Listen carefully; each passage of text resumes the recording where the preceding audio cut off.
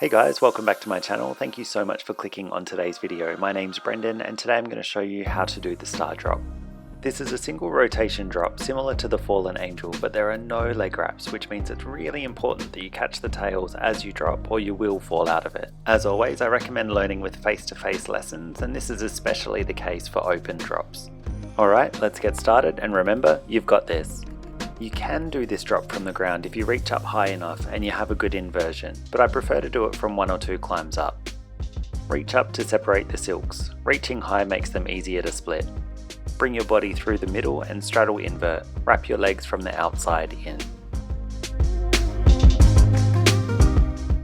Keep tension on the tails with your hands as you bring the silks behind your back and cross them over once. You need to make sure you're actively engaged through your legs and that you're keeping the tension in your hands, as this is the only thing that's keeping you from falling at this point.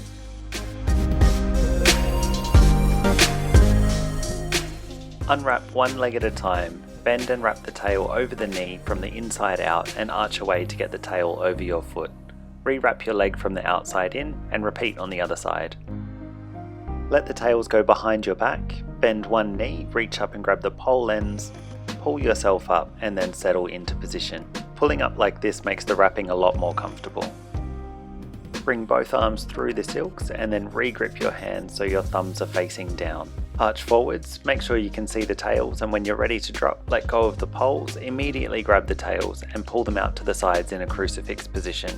If you're finding this video helpful, support the channel by giving it a like. To exit, pull up into a pencil or a bird's nest to let the knot untie before coming back down into a climb.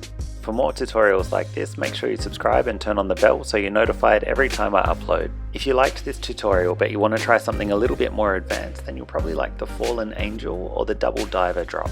I'll link both in the description down below. As always, if you have any questions, let me know in the comments down below and I'll see you in the next one. Bye guys!